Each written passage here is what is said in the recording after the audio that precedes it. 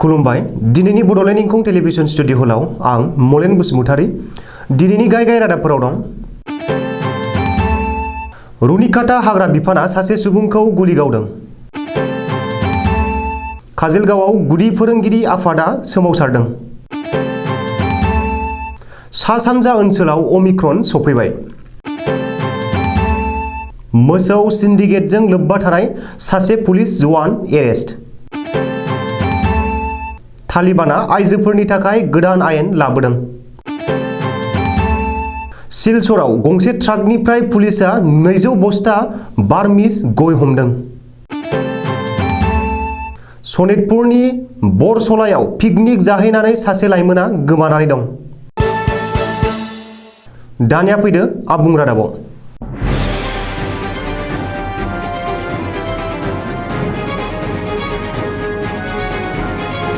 चिरां जिल्लानि बेन्दोंआव थानाय रुनिकाटा रेन्जआव हाग्रायाव बन लायग्रा सासे सुबुंखौ हाग्रा बिफाना गुलि गावदों।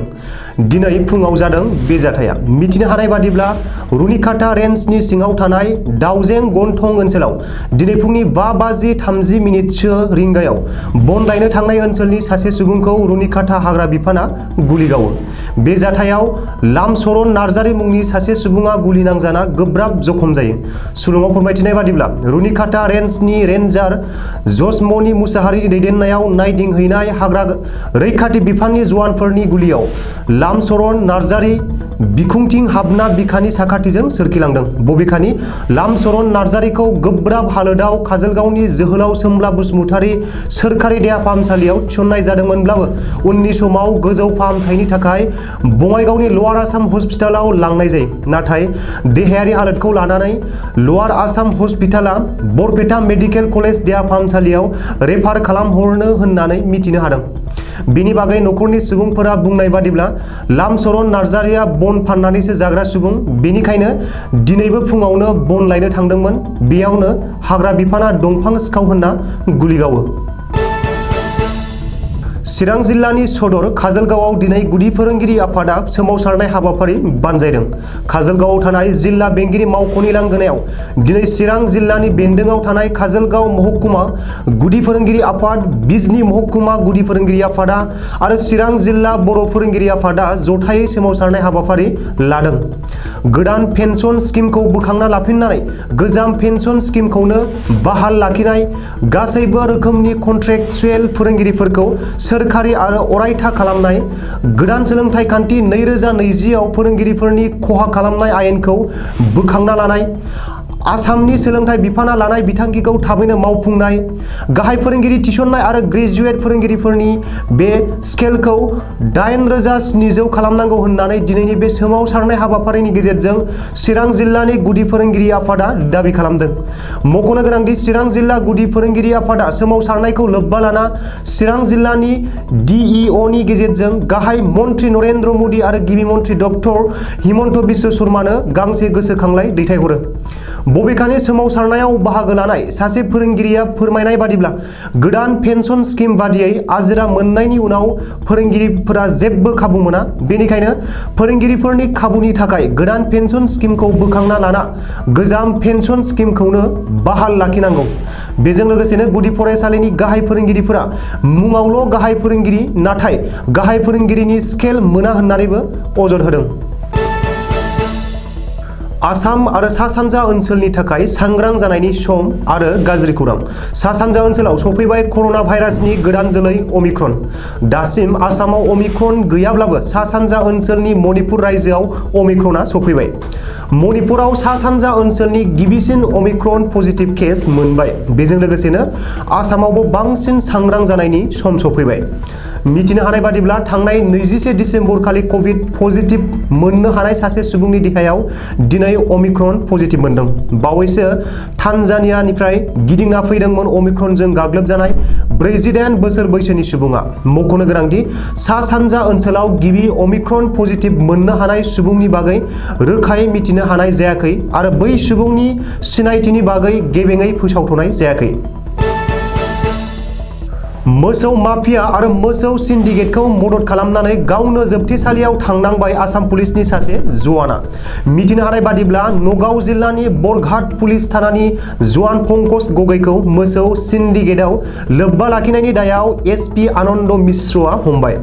सनिबारखालि फुङाव पुलिसजों हमजानाय डाकाति आरो मोसौ माफिया मुस्ताफा आहमेदनि सिमान लानायनि उनावनो नगाव पुलिसआ कनस्टेबल पंकज गगैखौ हमदों। ओरैहाय बे मोनसे केसखौ लानानैनो बरघाट पुलिस थानानि गारि ड्राइभार आरो हमगार्ड जवान रजिकुल अमीनखौबो नगाव पुलिसआ नागिरगासिनो दं होननानै मिथिनो हादों। पुलिसआ फोरमायनाय बादिब्ला दासिमबो खारखुमानानै थानाय हमगार्ड जवान रजिकुल अमीनआ गोलाव समनिफ्रायनो बरघाट पुलिस थानानिफ्राय ड्राइभार महरै खामानि मावबोदों आरो बेनि खाबु लानानैनो रजिकुल अमीनआ मोसौ माफिया आरो मोसौ सिन्डिकेटखौ मदद खालामबोदोंमोन। बबेखानि रजिकुल अमीनआ मोसौ सिन्डिकेटनि मास्टारमाइन्ड आरो सामागुरिनि वान्टेड डाकाइत मुस्ताफा आहमेदखौ जोबोर मोजां सोमोन्दो दं होननानैबो नगाव पुलिसआ सुलुङाव फोरमायदों। आफगानिस्तानाव तालिबान सोरखार फैनायनि उनावनो तालिबाननि उदखारा गोख्रोंनिफ्राय गोख्रोंसिन जादों, गाहायै आइजोफोरनि सायाव। आइजोफोरनि गासैबो मोनथायखौ सिख'नायनि लामायाव तालिबान। बे खेबाव तालिबान सोरखारा आइजोफोरनि सायाव गोख्रों आयेन लाबोदों आरो दानिफ्राय आइजोफोरा हारसिं दावबायनो हानाय नंला। फिसाय एबा नखरनि हौवा सुबुंखौ लोगोआव लानानैसो आइजोफोरा दावबायनो हागोन। आफगानिस्ताननि आइजोफोरा बे बिथोनखौ मानियाब्ला गोख्रों साजा मोनगोन। बेनि अनगायैबो बुरखा गानालासे दावबायनायखौ होबथादों। बुरखा गानि आइजो आरो हारसिं दावबायारि आइजोखौ हान्थामेला बास गारियाव दैखाङोब्ला गारि ड्राइभारखौबो तालिबानआ गोख्रों साजा होगोन। मख'नो गोनांदि आफगानिस्तानाव आइजोफोरा 72 किल'मिटारनि लावसिन लामा हान्थिनाया दाय गोनां। बेजों लोगोसेनो लोगोआव आंगो हौवा सुबुं थायोब्लासो बेखौबो हान्थिनायनि गनायथि मोनगोन। ओरैहाय आइजोफोरा सावथुनाव फावथिनाय, खौरां फोसावनाय बायदिखौ लाना टिभिआव नुजानाय खामानिफोरखौबो तालिबानआ गोख्रोङै होबथादों। काछार जिल्लानि सिलचर भांगा बाजाराव गंसे ट्राकखौ सिग्रोमनानै 200 बस्ता बार्मिज गय हमनो हादों। सिलचरनि रंगिरकारि पुलिस थानानि पुलिसआ हमदों। पुलिसनि सुलुङाव फोरमायनाय बादिब्ला बरपेटा जिल्लानि कुद्रसाला गामिनि थागिबि फारुक खान आरो शाहरुख खान सानै बिदा फंबाया 17 बस्ता बार्मिज गय सुपारि आरो 130 बस्ता बार्मिज गय गोथां आरो माखासे भारतनि लकेल गयखौ बायनानै बरपेटा फारसे लाबोनो नाजादोंमोन। नाथाय बे समावनो पुलिसनि संगालिया बिसोरनि बे सिखाव खामानिखौ फेलें खालामनो हादों। आथिखालाव रंगिरकारि पुलिस थानायाव सानैबो बिदा फंबायखौ जेरा खालामगासिनो दं होननानै पुलिसआ फोरमायदों। सनितपुर जिल्लानि थेलामारा बेन्दोंआरि बरसलायाव बरदुबिया गामिनि नीलमणि दासआ जायगानिनो पानिमुर पिकनिक स्पटआव गोमानानै दं। सुलुङाव फोरमायनाय बादिब्ला थांनाय 25 डिसेम्बर बर'दिनखालिनो पानिमुर पिकनिक स्पटआव पिकनिक जानो थांनाय समाव अरुणाचल हाजोनि दै बाज्रुमाव दुगैनो ओंखारदोंमोन। बेनि उनाव दैनि दाहारजों बोहैखारलांजादों। साननै गोजो नागिरनानैबो एसडीआरएफ हानजाया नीलमणि दासनि गोथै सहखौ दासिमबो नागिरनानै मोनाखै होननानै फोरमायदों।